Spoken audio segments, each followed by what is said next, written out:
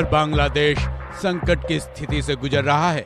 बांग्लादेश पर फिलहाल उपद्रवियों का कब्जा हो चुका है। चौक चौराहों पर सुरक्षा व्यवस्था नाम की कोई भी चीज नहीं दिख रही।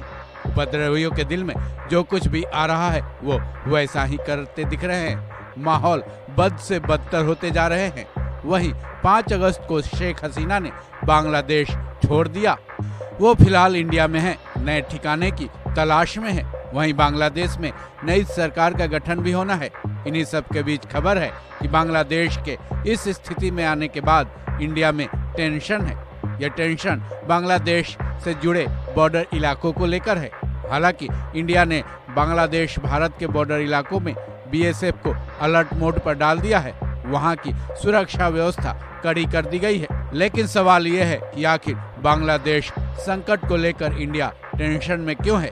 भारत ने बांग्लादेश के बॉर्डर इलाकों में बीएसएफ की सुरक्षा व्यवस्था कड़ी क्यों की है? सबसे पहले तो ये जान लीजिए, भारत की चिंता नॉर्थ ईस्ट के बॉर्डर इलाकों को लेकर बढ़ी है। इसके पीछे की वजह है वहाँ के सक्रिय रेडिकल ग्रुप्स जो नॉर्थ ईस्ट इलाकों में हमेशा घुसने की और शांति भंग करने की फिराक में लगे रहते हैं। भारत को इस बात का टेंशन है कि बांग्लादेश संकट का लाभ उठाकर वो इन इलाकों की शांति को भंग करने की भरपूर कोशिश करेंगे, घुसपैठ करने की कोशिश जरूर करेंगे। मीडिया रिपोर्ट्स है कि नॉर्थ ईस्ट के बॉर्डर इलाकों में बांग्लादेशी हिंदू अपनी जान बचाने के लिए भारत में घुसपैठ की कोशिश में लगे हुए हैं।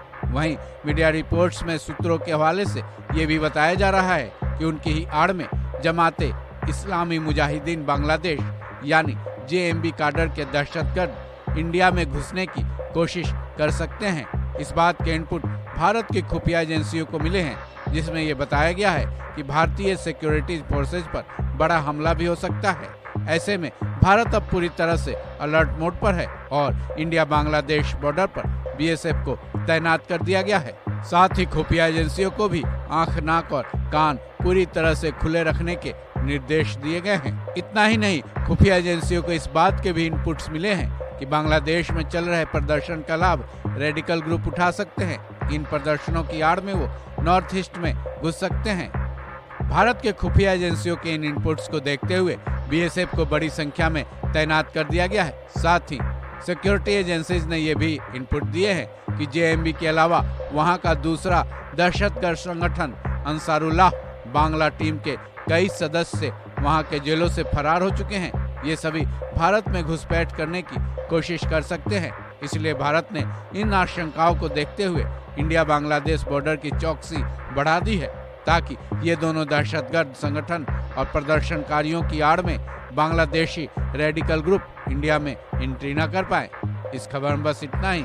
बाकी अपडेट्स के लिए जुड़े रहें वन इंडिया हिंदी के साथ।